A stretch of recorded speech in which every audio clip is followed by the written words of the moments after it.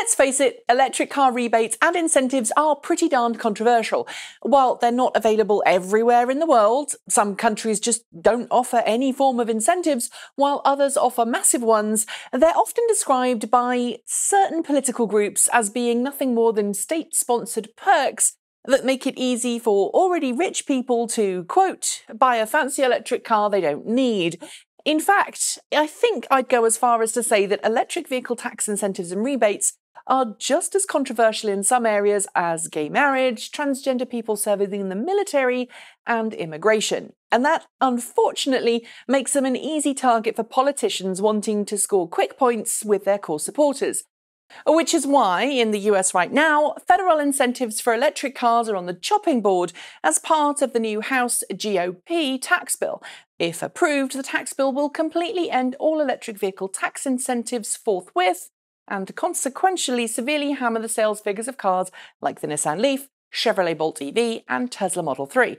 I honestly don't think that it will affect Model S and Model X sales so much, but I'll come to that in a second.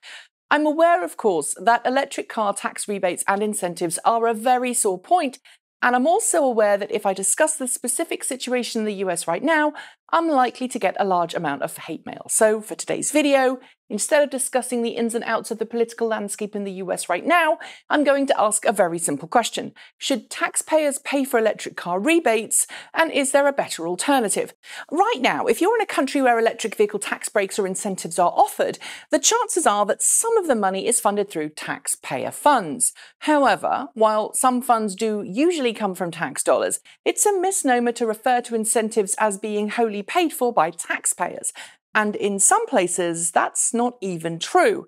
For example, Norway, which has the most generous plug-in vehicle incentive of any nation in the world, funds its plug-in car tax breaks and incentives via its massive sovereign wealth fund, essentially a massive state-owned portfolio of investments worth over $1 trillion or $190,000 for every one of its citizens. And when you look at it like that, it makes sense that Norway does offer such incredible incentives and why it's working. Oh, and if you're interested where the sovereign wealth fund got a lot of its money from, well, that's come from Norway's massive oil and gas industry, which makes the incentives even more apt. But back to the question at hand, should taxpayers pay for electric car incentives? Well, right now, taxpayers pay for massive tax breaks and incentives for the oil and gas industry, not to mention massive tax write-offs for those buying commercial vehicles over a certain weight. So it makes sense that some tax rebates should be offered for electric cars too. For example, in 2013 in the US, the oil and gas industry was subsidized by the federal government to the tune of $2.3 billion, with more than 90% of that money in the form of tax write-offs rather than direct funding or research and development dollars. And in the US, the pledge from Donald Trump to make America great again, which inexplicably includes reigniting the coal industry when coal is now a far more costly industry per kilowatt hour than photovoltaic solar panels, means even more subsidies will be going to the fossil fuel industry.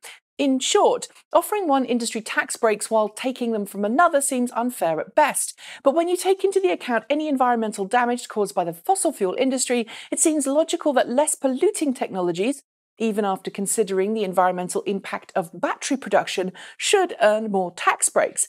Yet, just offering blanket tax breaks isn't all that helpful to the adoption of plug-in cars either. For a start, critics are right. Funding $7,500 tax break on each new car sold, regardless of its sticker price, does mean that those who really could afford to pay the extra money are getting something for deciding to switch to electricity when they really don't need the incentives. And those who want to buy a used electric car, but who are struggling to make up those few extra $1,000 to buy one, get nothing. That's very unfair.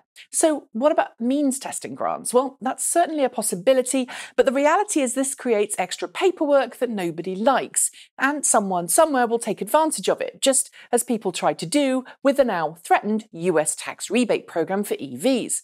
The end goal, of course, is to help electric vehicles become the same cost as petrol or diesel vehicles. And in cases where automakers have made plug-in models the same price as conventional petrol or diesel models, look at the Mitsubishi Outlander plug-in hybrid in the UK as an example, people have widely gone for the plug-in model because it's cheaper to own in the long run.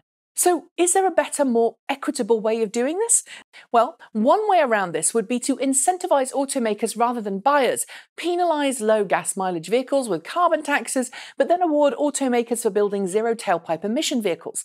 That way, making and developing cleaner, greener vehicles is more cost effective and attractive for automakers than building gas-guzzling SUVs or pickup trucks. And while automakers are likely to moan more about it, just look at the kerfuffle over CAFE standards, they've also proven that they'll meet the standards if their bottom line depends on it. But what about you? Who do you think should pay for incentives for plug-in vehicles? Should we have any at all? And how do we continue to encourage people to shift to plug-in cars? I can't wait to hear your thoughts. That's it. Don't forget to like, comment and subscribe. Hit the notification bell to hear the moment a new show is uploaded, and click the Patreon link at the end of this video or in the description below if you want to help me make more of these videos. Until next time, keep evolving.